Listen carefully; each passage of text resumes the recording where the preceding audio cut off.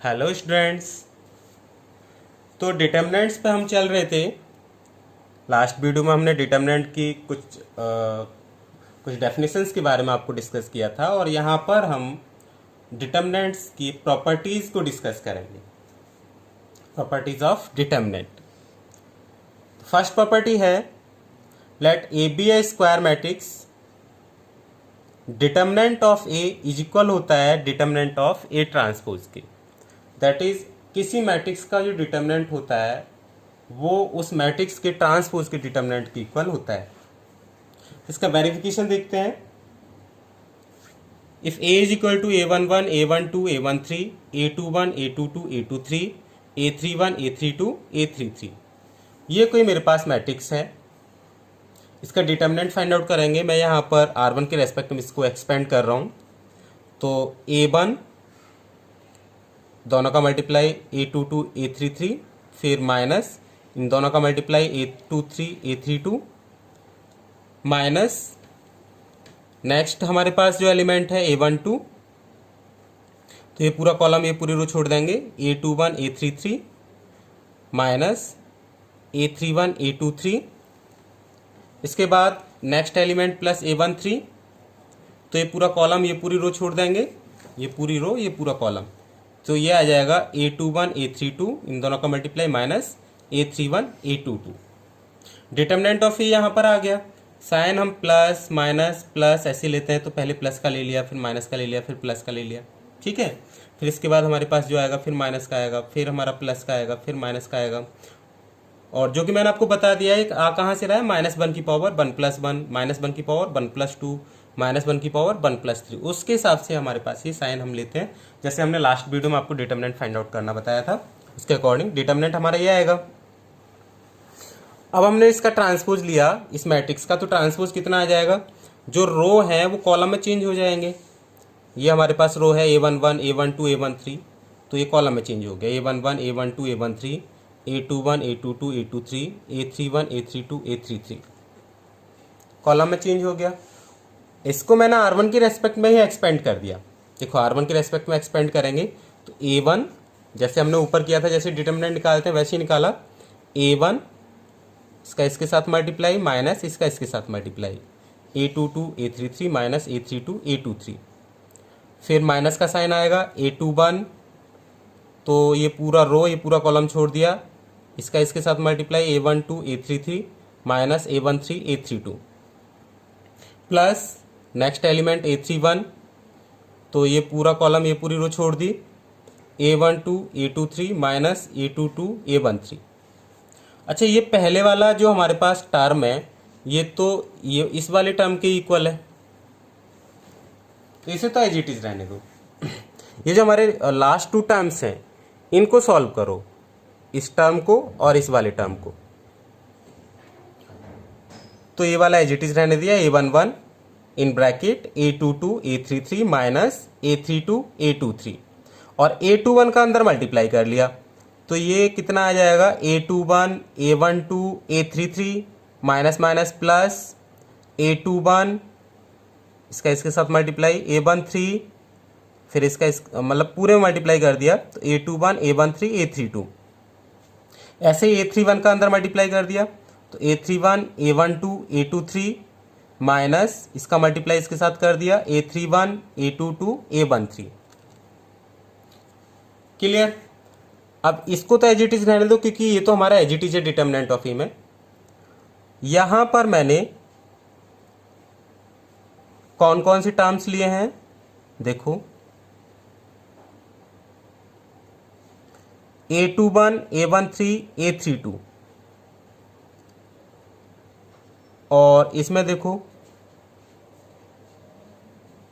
इस वाले टर्म में A31 A22 A13, तो दोनों से हमारा A13 कॉमन आ रहा है, और इन दोनों से क्या कॉमन आ रहा है, A12 कॉमन आ रहा है, तो मैंने इन दोनों से A12 कॉमन ले लिया। नेक्स्ट स्टेप में देखो एक बार ध्यान से, इन दोनों से A12 कॉमन आ रहा है क्योंकि मुझे ये वाली फॉर्म लेके आनी है, ये ट्रांसपोज का डिटर्मिनेंट इसकी इक्वल दिखाना है, इसलिए या तो आप इसे ओपन कर लो या फिर इस फॉर्म में ले आओ। तो मैं इसको पूरा सॉल्व करके इस फॉर्म में लेके आ रहा हूं। इन दोनों से A12 और A12 कॉमन आ जाएगा।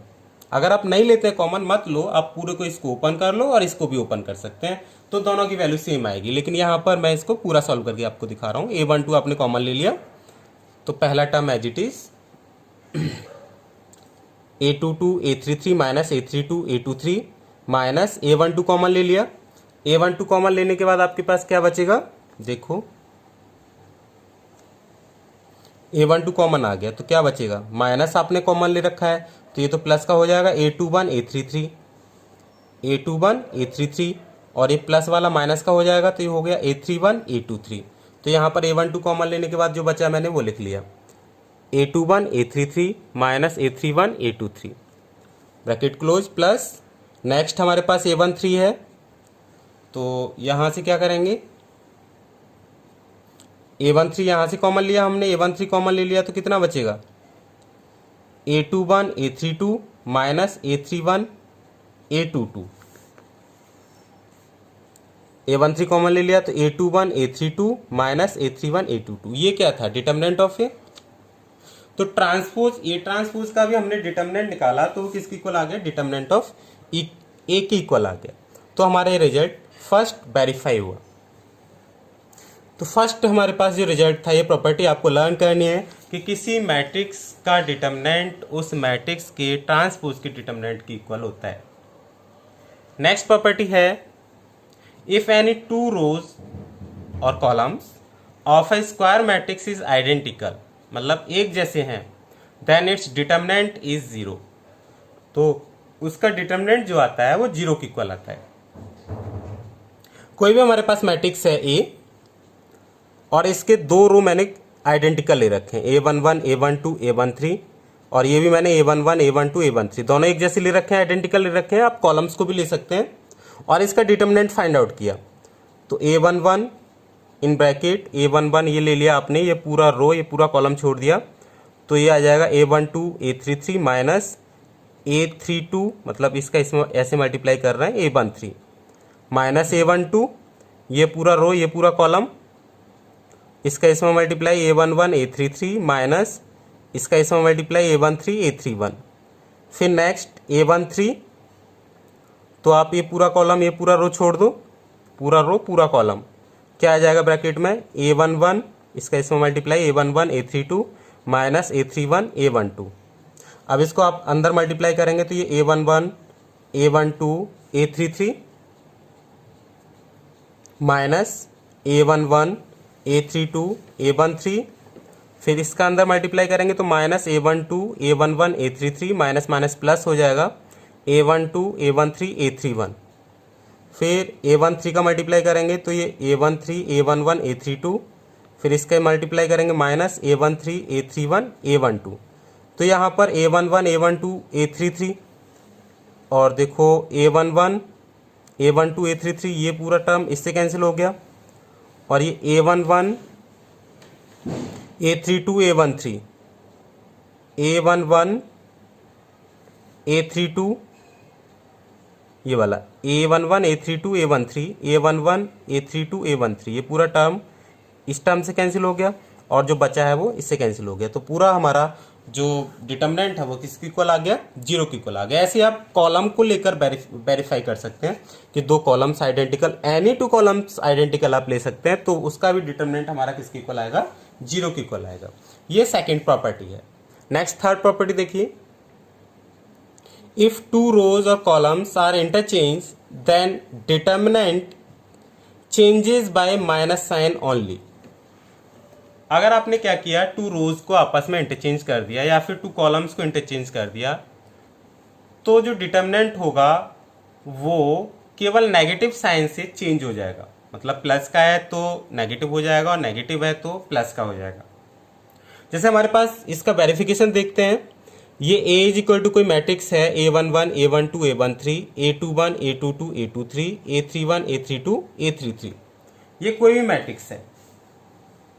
इसका हमने डिटर्मिनेंट फाइंड आउट किया तो डिटर्मिनेंट कितना आ गया, A11, जैसे हम डिटर्मिनेंट निकालते हैं वैसे डिटर्मिनेंट निकाल दिया, इस पूरे रो को इस पूरे कॉलम को छोड़ दिया, in bracket A22 A33 minus A32 A23 minus A12 ये वाला एलिमेंट, तो ये पूरा कॉलम ये पूरी रो छोड़ दी, पूरा कॉलम पूरी रो छोड़ने के बाद क्या बच गया, इसका इसमें मल्टीप्लाई A21 A33 माइनस इसका इसमें multiply A31 A23 plus next हमारे पास जो एलिमेंट है A13, तो ये पूरा कॉलम ये पूरी रो, जिस रो में ये एलिमेंट है उस रो को छोड़ दिया, उस कॉलम को छोड़ दिया, तो इसका इसमें multiply A21 A32 minus A31 A22, ये डिटर्मिनेंट ऑफ ए आ गया हमारा।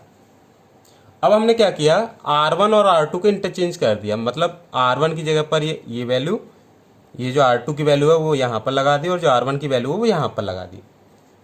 तो R1 और R2 को इंटरचेंज करने के बाद देखो डिटर्मिनेंट हमारे पास, हमने सपोज कर लिया कि जो डिटर्मिनेंट बनी हमारे पास A1 वो ये बना A21 A22 A23 A11 A12 A13 और ये A31 A32 A33 हमारे पास एज इट इज रहने दिया। R3 में हमने कोई चेंज नहीं किया।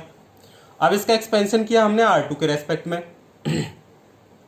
आप किसी के भी रेस्पेक्ट में कर सकते हैं, नेगेटिव साइन का ही यहाँ पर चेंज आता है, लेकिन R2 के रेस्पेक्ट में करने से क्या होगा कि हमारे पास इजीली हम इसे देख पाएंगे। तो R2 के रेस्पेक्ट में करने के बाद देखो यहाँ पर साइन कैसा आएगा, -1 की पावर, ये एलिमेंट कौन से नंबर का है, ये एलिमेंट है हमारा 21 नंबर का। ये 1 ये इसको मत देखना, ये तो हमारा इंटरचेंज करने के बाद आया है। तो 21 ये वाला प्लेस, दूसरी रो पहला कॉलम, तो 21 -1 की पावर 2 + 1 दैट इज नेगेटिव। ऐसे ही यहाँ पर साइन कैसा आएगा, पॉजिटिव, और यहाँ पर साइन कैसे आने वाला है, नेगेटिव। तो -A11। अब इस एलिमेंट के रेस्पेक्ट में हम इसका क्या निकालेंगे, माइनर निकालते हैं। तो -A11 और ये पूरा कॉलम ये पूरी रो छोड़ दी, क्या बच गया, इसका इसमें मल्टीप्लाई माइनस इसका इसमें multiply A22 A33 minus A32 A23, फिर प्लस का साइन प्लस A12, ये पूरा कॉलम ये पूरा रो छोड़ दिया, इसका इसमें multiply A21 A33 minus A23 A31, फिर माइनस ये एलिमेंट A13, ये पूरा कॉलम ये पूरा रो छोड़ दिया, इसका इसमें मल्टीप्लाई A21 A32 माइनस और A31 A22, ये डिटर्मिनेंट आ गया। अब मैंने क्या किया, इस पूरे में से माइनस कॉमन ले लिया। अगर माइनस कॉमन ले लिया तो क्या बचेगा आपके पास, A11 A22 A33 minus A32 A23, यहाँ से माइनस पूरे में से कॉमन लिया है तो यहाँ से माइनस कॉमन जाएगा तो ये नेगेटिव हो जाएगा, -A12 in bracket A21 A33 minus A23 A31, फिर ये माइनस वाला जो साइन हो कैसा हो जाएगा, पॉजिटिव, क्योंकि माइनस मैंने पहले ले रखा है। तो A13 A21 A32 minus A31 A22। अब यहाँ पर देखो ये पूरी वैल्यू किसकी इक्वल है, डिटर्मिनेंट ऑफ ए की इक्वल है। तो यहाँ पर हमने डिटर्मिनेंट ऑफ ए लगा दिया, तो determinant of A1 is equal to कितना आ रहा है, minus times of determinant of A. इसका मतलब ये है कि एनी 2 रोज या फिर 2 कॉलम्स को अगर इंटरचेंज करते हैं तो केवल नेगेटिव साइन चेंजेस आता है। क्लियर, ये हमारा थर्ड प्रॉपर्टी था जो कि आपको लर्न करना है। एनी 2 रोज और कॉलम्स को इंटरचेंज करने पर डिटर्मिनेंट में नेगेटिव साइन का चेंज आ जाता है। ठीक है। फोर्थ प्रॉपर्टी है कि अगर किसी मैट्रिक्स का एक रो या फिर एक कॉलम पूरा 0 है तो उस मैट्रिक्स का डिटर्मिनेंट भी 0 होगा। If A be a square matrix such that each element in a row or column of A is 0, then determinant of A is equal to 0. Clear? Property number 5. Let A be a square matrix and let B is a matrix on multiplying by scalar K. एक कोई भी square matrix है और एक B matrix है जिसमें हमने क्या किया है, के से मल्टीप्लाई कर दिया है उसके किसी रो या कॉलम में। इन ईच एलिमेंट ऑफ रो और कॉलम, यहां पर मैंने लिखा भी है या तो किसी एक रो के एलिमेंट्स में या फिर किसी एक कॉलम के एलिमेंट्स में हमने के से मल्टीप्लाई कर दिया है। तो डिटर्मिनेंट ऑफ बी जो होता है वो k times of determinant of A के इक्वल होता है। दोबारा सुनिए, let A B A square matrix and let B is a matrix on multiplying by scalar k in each element of row of A, then determinant of B is equal to k times of determinant of A. जैसे यहां पर verification से आपको समझ में आ जाएगा कि ए मेरे पास ये मैट्रिक्स है कोई A11 A12 A13 A21 A22 A23 A31 A32 A33, ये कोई भी मैट्रिक्स है। इसका हम डिटर्मिनेंट निकालें तो डिटर्मिनेंट हमारे पास ये निकल के आ जाएगा। पीछे अभी हमने कई जगह पर आपको बता दिया लास्ट वीडियो में डिटर्मिनेंट निकालना। A11 ये पूरा कॉलम ये पूरा रो छोड़ देंगे, इसका इसमें मल्टीप्लाई माइनस इसका इसमें मल्टीप्लाई, फिर माइनस साइन A12 पूरा कॉलम पूरा रो छोड़ देंगे, A21 A33 मतलब इसका इसमें मल्टीप्लाई माइनस इसका इसमें multiply, A31 A23 plus A13 ये पूरा कॉलम ये पूरा रो छोड़ देंगे, इसका इसमें मल्टीप्लाई A21 A32 माइनस इन दोनों का मल्टीप्लाई A31 A22 इन दोनों का मल्टीप्लाई करके डिटर्मिनेंट ऑफ ए आ गया। अब हमने बी मैट्रिक्स कैसे फ्रेम की है कि किसी एक रो या फिर किसी एक कॉलम में किसी स्केलर के से मल्टीप्लाई कर दिया। तो मैंने फर्स्ट रो में ही के से मल्टीप्लाई कर दिया, के A1 के A12 के A11 के A12 के A13 और A21 A22 A23 A31 A32 A33 ये एज इट इज रहने दिए। और इसका हमने डिटर्मिनेंट फाइंड आउट किया, डिटर्मिनेंट ऑफ बी। तो के A1 ये पूरा कॉलम ये पूरा रो छोड़ दिया, इन दोनों का मल्टीप्लाई A22 A33 माइनस इन दोनों का मल्टीप्लाई A23 A32 माइनस के A13 तो ये पूरा कॉलम ये पूरा रो छोड़ दिया, इसका इसमें मल्टीप्लाई A21 A33 इसका इसमें मल्टीप्लाई माइनस इसका इसमें मल्टीप्लाई A31 A23 प्लस के A13 नेक्स्ट एलिमेंट। तो ये पूरा कॉलम ये पूरा रो छोड़ दिया, इसका इसमें मल्टीप्लाई A21 A32 ऐसे माइनस इन दोनों का मल्टीप्लाई A22 A31। अब इस पूरे से मैंने क्या किया, के कॉमन ले लिया।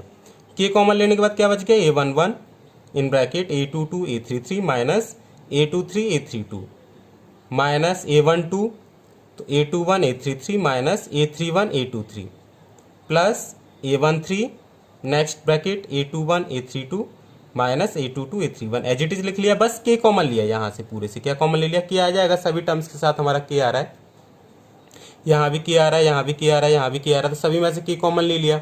अब के कॉमन लेने के बाद ये जो हमारे पास आया है ये क्या है, डिटर्मिनेंट ऑफ ए। इसको और इसको चेक करो, दोनों डिटर्मिनेंट ऑफ ए है, के बस कॉमन आया है। तो determinant of B is equal to कितना आ गया, k times of determinant of A. तो अगर हम किसी मैट्रिक्स के किसी भी एक रो या किसी एक कॉलम में किसी स्केलर के से मल्टीप्लाई कर दें तो डिटर्मिनेंट के टाइम्स हो जाता है उस मैट्रिक्स के डिटर्मिनेंट का। क्लियर।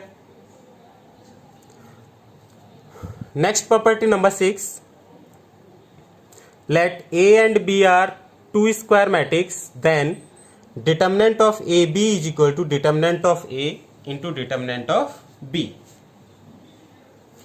अगर दो स्क्वायर मैट्रिक्स हैं तो डिटर्मिनेंट ऑफ ए बी उन दोनों का प्रोडक्ट फिर डिटर्मिनेंट लें इज इक्वल होता है उन दोनों के सेपरेट डिटर्मिनेंट लेने के प्रोडक्ट के इक्वल।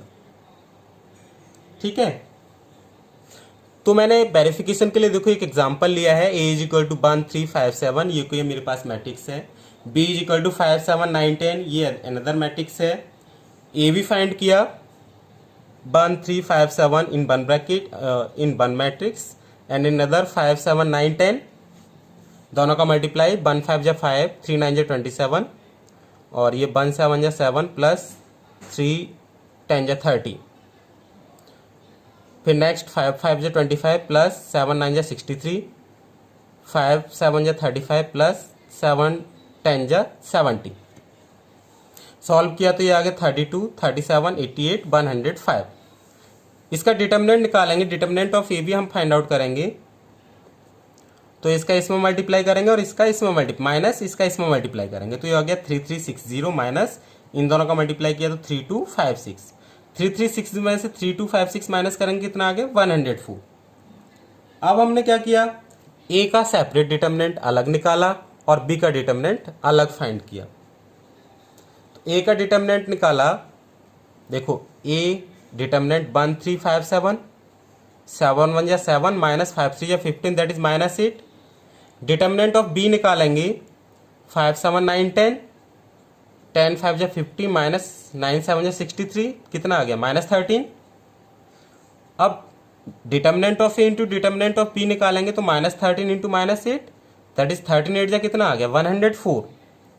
ये हमारे पास देखो determinant of A into determinant of B कितना आ गया 104 और डिटर्मिनेंट ऑफ ए भी कितना आ रहा है ये भी 104 आ रहा है। तो यहां से ये वेरीफाई होता है कि determinant of A B is equal होता है determinant of A into determinant of B के। ये हमारा प्रॉपर्टी नंबर 6 था। Clear.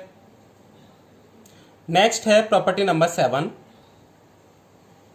Late A B A square matrix of order n, एक कोई भी स्क्वायर मैट्रिक्स ऑर्डर n का, then determinant of k A, मतलब के का मल्टीप्लाई उस मैट्रिक्स के साथ कर दिया और उसका डिटर्मिनेंट लें, इक्वल होता है k to the power n determinant of A. K to the power n that is order जो होता है वो के की पावर में आ जाता है, डिटर्मिनेंट ऑफ ए का उसमें मल्टीप्लाई हो रहा होता है। Let A B A square matrix of order n, then determinant of k is equal होता है k to the power n determinant of A के। वेरिफिकेशन देखिए, let A is equal to a11 a12 a13 a21 a22 a23 a31 a32 a33। अब मैं के find out करूं तो के a1 के a12 के a13 हर एक एलिमेंट के साथ मैंने के से मल्टीप्लाई कर दिया। के a21 के a22 के a23 के a31 के a32 के a33 और हमने इसका डिटर्मिनेंट निकाला, डिटर्मिनेंट ऑफ के। तो ये एलिमेंट मतलब R1 के रेस्पेक्ट में मैं इसका एक्सपेंशन कर रहा हूँ, के A1 इसका इसमें मल्टीप्लाई माइनस इसका इसमें मल्टीप्लाई, तो इसका इसमें करेंगे तो के स्क्वायर A22 A33 माइनस इसका इसमें करेंगे तो के स्क्वायर A32 A23 माइनस के A12 मतलब नेक्स्ट एलिमेंट इन ब्रैकेट। अब क्या करेंगे, इस एलिमेंट को ले रहे हैं तो ये पूरा कॉलम ये पूरी रो छोड़ दी, इसका इसमें मल्टीप्लाई इस एलिमेंट का इसके साथ, तो ये हो जाएगा के स्क्वायर A21 A33 माइनस इस एलिमेंट का इसके साथ किया के स्क्वायर A31 A23 प्लस इस एलिमेंट के रेस्पेक्ट में तो ये पूरा कॉलम ये पूरी रो छोड़ देंगे, इसका इसमें मल्टीप्लाई, तो ये हो गया के स्क्वायर A21 A32 माइनस के स्क्वायर A31 A22। यहाँ से देखो के स्क्वायर के स्क्वायर के स्क्वायर के स्क्वायर, मतलब इस के स्क्वायर को बाहर लूँगा तो के क्यूब हो जाएगा, ऐसे इस के स्क्वायर को बाहर लूँगा तो ये के क्यूब हो जाएगा और यहाँ पर के स्क्वायर को लेंगे तो के क्यूब हो जाएगा। तो के क्यूब तो आपने बाहर ले लिया, ओवरऑल क्या बच गया A11 in bracket A22 A33 minus A32 A23 minus A12 ये कितना आ जाएगा A21 A33 minus A31 A23 plus A13 next में कितना आ जाएगा A21 A32 minus A31 A22। ये क्या है डिटर्मिनेंट ऑफ ए, तो डिटर्मिनेंट ऑफ के कितना आ गया के क्यूब डिटर्मिनेंट ऑफ ए की इक्वल आ गया, क्योंकि डिटर्मिनेंट ऑफ ए हमारे पास कितना आएगा ये निकल के आएगा यहाँ पर। ठीक है, तो यहाँ पर डिटर्मिनेंट ऑफ के किसकी इक्वल आएगा के क्यूब डिटर्मिनेंट ऑफ ए की इक्वल आ गया। तो यहाँ से ये मैट्रिक्स हमारी कितने बाई कितने के ऑर्डर की थी 3/3 ऑर्डर की थी, है ना। तो n इज इक्वल टू कितना है यहाँ पर 3। तो आप यहाँ पर देखो के की पावर में कितना आ रहा है 3 आ रहा है, तो determinant of k is equal to के की पावर 3 डिटर्मिनेंट ऑफ ए। ये 3 क्यों आया, क्योंकि ए का ऑर्डर जो था वो 3 था। तो ऐसे ही अगर कोई n ऑर्डर की मैट्रिक्स है तो determinant of k is equal to k to the power n determinant of A की इक्वल होता है। क्लियर, ये हमारा प्रॉपर्टी नंबर 7 था। अब हम चलते हैं next property, property number 8। Property number 8 property number 8 क्या है, let A B A square matrix and B be a matrix obtaining from A by adding to a row of A scalar multiply of another row of A, then determinant of v is equal to determinant of A. हो सकता है आपकी समझ में language ना आ रही हो तो मैं आपको एक बार फिर समझा दूं कि मेरे पास ये कोई मैट्रिक्स है, जैसे a11 a12 a13 a21 a22 a23 a31 a32 a33, ये कोई भी मैट्रिक्स है। तो ये इसके अकॉर्डिंग लिखा है A B A square matrix, ये कोई स्क्वायर मैट्रिक्स हो गया।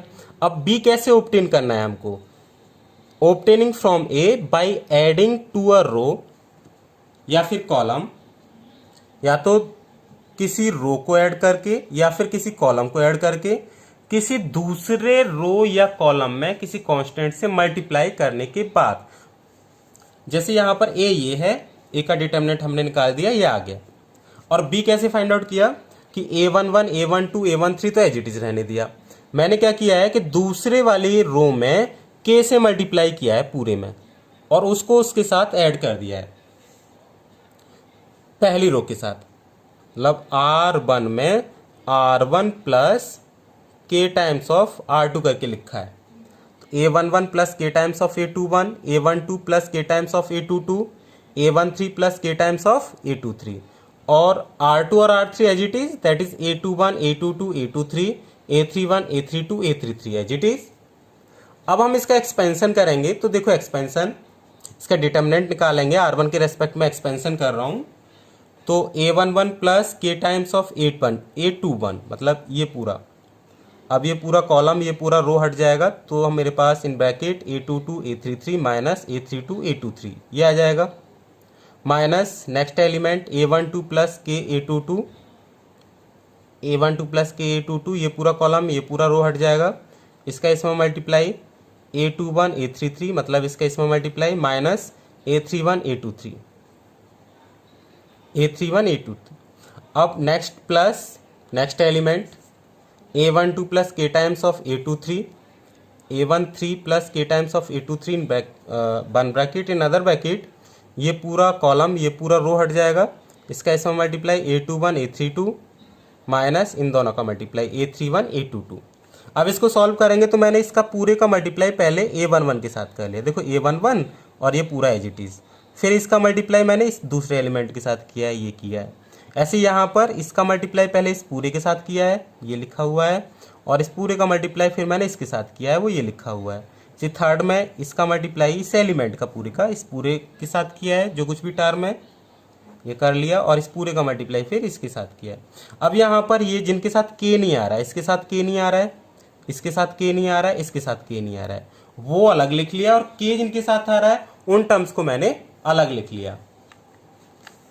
तो ये हो जाएगा A11 जिनके साथ के नहीं आ रहा था, A11 in bracket A22 A33 minus A32 A23 minus A12 in bracket A21 A33 minus A23 A31 plus A13 in bracket A21 A32 minus A31 A22 plus के वाले टर्म्स को पूरा सॉल्व करके लिख लिया है। तो इसको पूरे को देखेंगे, ये कैंसिल हो जाएंगे सभी टर्म्स, और मेरे पास ये वाला टर्म बचेगा केवल ये जिनके साथ के नहीं आ रहा था, और ये किसकी वैल्यू है, डिटर्मिनेंट ऑफ ए की। तो डिटर्मिनेंट ऑफ ए प्लस के इंटू 0, दैट इज ये वैल्यू किसकी इक्वल हो गई, डिटर्मिनेंट ऑफ ए। ये प्रॉपर्टी नंबर 8 था। And last property, property number 9, if each element of a row expressed a sum of 2 or more elements, मतलब किसी रो के ईच एलिमेंट को 2 और मोर एलिमेंट्स की सम में अगर एक्सप्रेस करें, then determinant can be expressed as the sum of 2 or more determinants. तो determinant को भी 2 या 2 से ज़्यादा डिटर्मिनेंट्स की फॉर्म में एक्सप्रेस कर सकते हैं। दोबारा सुनो, if each element of a row और column expressed as a sum of 2 or more elements, then determinant can be expressed as the sum of 2 or more determinants।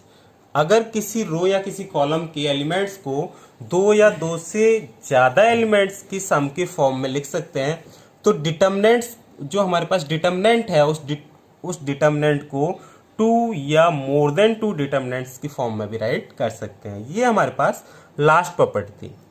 I hope आपके समझ में ये आया होगा। अगर आपको कोई प्रॉब्लम होती है तो आप मुझे कमेंट्स में बता सकते हैं। अब इस प्रॉपर्टी का, प्रॉपर्टी नंबर 9 का हम वेरिफिकेशन देखते हैं। जैसे यहाँ पर मैंने कोई सा भी एक एग्जांपल ले लिया, determinant of A is equal to 2 5 7 3 4 7 1 3 8, और इसका डिटर्मिनेंट फाइंड आउट किया तो हमारा डिटर्मिनेंट कितना आया, -28। पूरा सॉल्व किया, कितना आ गया, -28। ये आप कर सकते हैं क्योंकि कई क्वेश्चन में मैंने आपको डिटर्मिनेंट निकाल के दिखाया है। अच्छा, इस ए को हम ऐसे भी राइट कर सकते हैं, 2 को 1 1 लिख सकते हैं, 5 को 2 + 3 लिख सकते हैं, और 7 को 3 + 4 लिख सकते हैं। आप अदर 2 में भी तोड़ सकते हैं, 4 + 1 में तोड़ सकते हैं आप इसे यहाँ पर 2 + 5 है, इसे 1 + 4 भी कर सकते हैं, डजेंट मैटर। मैं आपको बस इसको वेरीफाई करके दिखा रहा हूँ। मैंने एलिमेंट्स को 2 एलिमेंट्स की सम की फॉर्म में राइट कर लिया, फर्स्ट रो के एलिमेंट्स को। आप सेकेंड को ले सकते थे, थर्ड को ले सकते थे, कोई सा भी ले सकते हैं। तो डिटर्मिनेंट ऑफ बी मैंने फ्रेम किया 1, मतलब ये पहला एलिमेंट लिया है, ये पहला एलिमेंट लिया है, ये पहला एलिमेंट 1 2 3, और फिर second row third row as it is 3 4 7 1 3 8। Determinant सी लेट किया 1 3 4 347,138। मैंने डिटर्मिनेंट ऑफ बी कैलकुलेट किया, कितना आ गया -8, एंड डिटर्मिनेंट सी कैलकुलेट किया तो डिटर्मिनेंट ऑफ सी कितना आ गया -20। अब determinant of B plus determinant of C ये निकाला तो -20 -8 कितना आ गया -28। तो डिटर्मिनेंट ऑफ ए जो था वो भी हमारा क्या था -28 ही था। देखो डिटर्मिनेंट ऑफ ए भी -28 है और डिटर्मिनेंट ऑफ बी हमारे पास बी और सी कितना आया, ये भी -28 है।